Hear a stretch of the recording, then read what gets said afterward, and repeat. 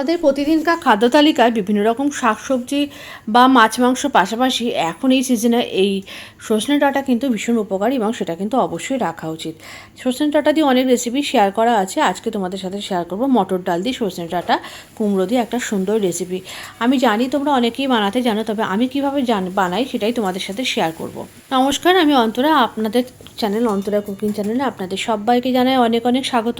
বড়দের প্রণাম আর ছোটোদের ভালোবাসা জানিয়ে আজকে রেসিপিটা স্টার্ট করব। রেসিপিটার জন্য যেগুলো লাগছে সেগুলো হচ্ছে আলু, কুমড়ো, সজনে ডাঁটা, আর এইদিকে কিছুটা পরিমাণ মটর ডাল আমি বেশ কিছুটা সময় প্রায় 2-3 ঘন্টা আগে জলে ভালো করে ধুয়ে ভিজিয়ে রেখেছি। এরপরে একটা মিক্সি জারের মধ্যে মটর ডালটা নিয়ে নিয়েছি, স্বাদ অনুযায়ী নুন, অল্প একটু চিনি, একটু হলুদ আর অল্প জল দিয়ে মটর ডালটাকে একদম মিহি পেস্ট করে নিয়েছি। মটর ডালটা পেস্ট করে নেওয়ার পর একটা আলাদা পাত্রে নিয়ে নিয়েছি। এরপরে আমি সমস্ত রকম তরিতরকারিগুলো কেটে কুটে গুছিয়ে নেব। আর এই সব সবজি যে খাওয়াটা কতটা শরীরের পক্ষে উপকার সেটা তো আর বলার অপেক্ষা রাখে না। আর মটর ডালটাকে আমি অল্প একটুখানি 2 চামচ মতো আটা দিয়ে মটর ডালটাকে মেখে রেখেছি একটু বাইন্ডিংয়ের জন্য। সজনে ডাঁটা আর কয়েকদিন মাত্র পাওয়া যাবে, আর তাই জন্য এই সময় এই সিজনে কিন্তু সজনে ডাঁটাটা অবশ্যই সবার খাওয়া উচিত। অনেক সময় বাচ্চারা হয়তো চিবিয়ে খেতে পারে না, কিন্তু এই তরকারির রসটাও যদি শরীরে যায় সেটাও কিন্তু অনেক উপকারী। সমস্ত সবজি কেটে কুটে গুছিয়ে নেবো। আলু আর কুমড়ো সেগুলো লম্বা লম্বা করে কেটে নিয়েছি, যেমন করে ডাঁটা কাটবো সেই লম্বা হিসেবে কেটে নিয়েছি। তরকারি কাটার উপরেও কিন্তু রান্না অনেকটা ডিপেন্ড করে। আমি জানি আপনারা এটা মানেন কি না, কারণ তরকারি কাটা ভালো হলে রান্নাটা দেখবেন করতেও ভালো লাগে আর রান্নাটা কিন্তু ভালোও হয়। তাই হোক, সমস্ত ডাঁটা তরকারি সমস্ত কেটে কুটে গুছিয়ে নিয়েছি। আর এদিকে তরকারিতে দেওয়ার জন্য দুটো তিনটে টমেটো নিয়েছি। এই টমেটোগুলো একদম খুব পাকা টমেটো নিইনি, একটু কাঁচা টমেটো যখন পাকতে শুরু করে সেই টমেটো নিয়েছি, বেশ টক হবে।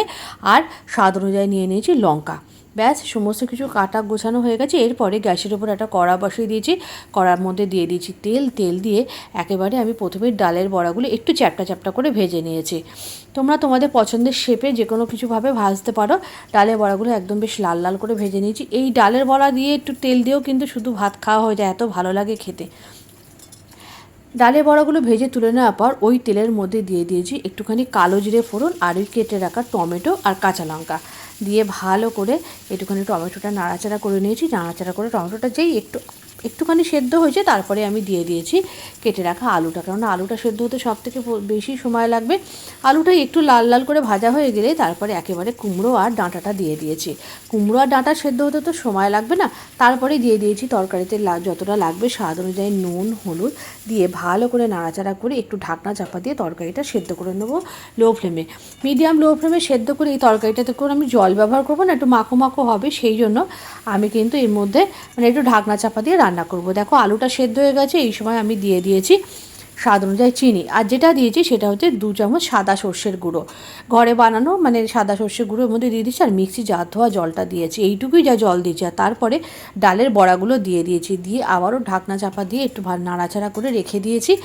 দেখো বেশ খানিকটা জল ছেড়ে দিয়েছে, একদম সব কিছু সেদ্ধ হয়ে গেছে। সেদ্ধ হয়ে যাওয়ার পর একটু ঢাকনা চাপা দিয়ে কড়াটা রেখে দিয়েছি। তারপরে মিনিট 5 পরে বড়াটা যখন নরম হয়ে গেছে তখন গরম গরম পরিবেশন করেছি। গরম গরম ভাতের সাথে খুব ভালো লাগে। আর কতটা উপকারী এই বিষয়ে তো তোমাদের নতুন করে বলার কিছু নেই, তোমরা অবশ্যই বানাবে। আর আমার রেসিপিটা তোমাদের কেমন লাগলো অবশ্যই কিন্তু জানাতে ভুলো না।